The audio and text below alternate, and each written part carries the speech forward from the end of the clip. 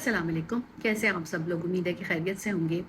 कुछ अजीब सी सूरत हाल है और समझ नहीं आ रहा कि मुल्क में क्या चल रहा है। रोज़ ऐसे वाक़यात होते हैं कि इंसान की अक्ल दंग रह जाती है, लेकिन कोई भी अपनी ज़िम्मेदारी कबूल नहीं करता कि हमने ये किया है या किस वजह से ये हुआ है। तो क्या मुल्क बगैर किसी सिस्टम के चल रहा है? कि जब भी कुछ होता है तो तमाम महकमे, तमाम इदारे अपने हाथ झाड़ लेते हैं कि जी हम तो इसमें मुलव्वस नहीं है, तो हमें क्या पता कि क्या हुआ है। अब हम देखते हैं बड़ी एक इम्पॉर्टेंट चीज़ कि एक शायर जो हैं, बड़े तनकीदी शायर, वो गायब हो जाते हैं और अभी तक मिल नहीं पा रहे। अहमद फरहाद उनका नाम है। उनकी बीवी, उनके 4 बच्चे जिस तकलीफ़ में से गुजर रहे हैं, अल्लाह ताला किसी को भी इस तकलीफ़ में से ना गुजारे। लेकिन कोई भी अपनी ज़िम्मेदारी लेने को तैयार नहीं है कि जी वो हमारी तहवील में है या हमें उनकी कोई बात बुरी लग गई थी इसलिए वो जो है मंजर आम पर नहीं आ रहे। अगर किसी ने कोई जुर्म किया होता है तो उसको बजरिया पुलिस या अदालती समन के बुलाना चाहिए। न्यूज़ को गायब कर देना उसके अहल खाना के लिए और माशरे के लिए भी बहुत तकलीफ और खौफ का बायस बनता है। लेकिन जो बोलने वाले होते हैं वो बोलते रहते हैं, वो इन चीज़ों से नहीं जो है वो रुकते, ना ही वो इन चीज़ों से घबराते हैं। अब कुछ बात करेंगे यास्मीन राशिद की। यास्मीन राशिद की सेहत दिन ब दिन ख़राब होती जा रही है। कैंसर सर्वाइवर हैं वो।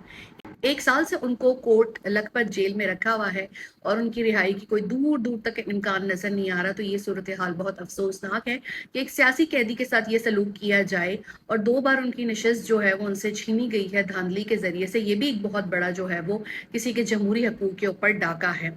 लोग उनसे बहुत मोहब्बत करते हैं, उनका बहुत एहतराम करते हैं और उम्मीद ये रखते हैं कि जल्द जो है उनको रिहाई मिल जाएगी और वो अपने घर आ जाएंगी। फिर हमने देखा एक और बुजुर्ग के साथ बड़ा अफसोसनाक वाकया हुआ और वो वाकया क्या है? वो वाकया ये है कि रऊफ हसन 70 साल के बुजुर्ग बाहर निकलते हैं और ख्वाजा सरा की भेस में मर्द उनके ऊपर हमला आवर होते हैं।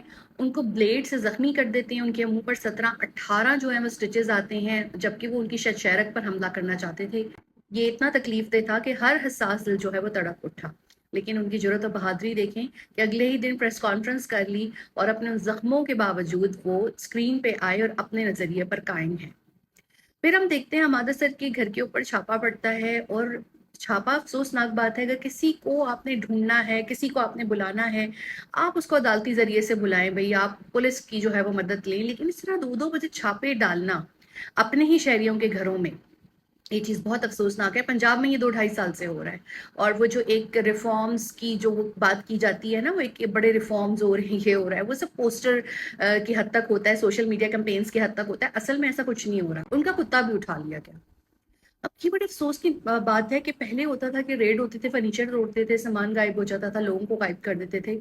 अब जानवरों के साथ भी ये सलूक होगा? मतलब इंसानों की तो हकूक है नहीं इस मुल्क में, लेकिन अब जानवरों के भी जो हैं वो हकूक सल्ब हो रहे हैं। मेरी गुजारिश है बाब इख्तियार से, एक तो ये सिलसिला छापों का सियासी लोगों के घरों में बंद करें और दूसरा वो उस कुत्ते को वापस करें, क्योंकि किसी का भी पेट उसके लिए बहुत ज़्यादा जो है वो कीमती होता है, उसके लिए बहुत बेशकीमत होता है, उससे मोहब्बत करता होता है। तो जानवरों को जो है, मतलब जानवर से क्या उगलवा लेंगे? क्या उसको भी प्रेस कॉन्फ्रेंस के लिए पेश कर दिया जाएगा? तो ऐसी चीज़ें ना करें।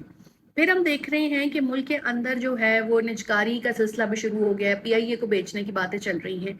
क्या कोई अपने ऐसे इदारे बेचता है जिनका बराह रास्त ताल्लुक कौमी सलामती से होता है? आप कैसे उन इदारों की निजकारी कर सकते हैं? बर्बाद भी इन्हीं लोगों की वजह से हुए हैं जो निजकारी कर रहे हैं इनकी।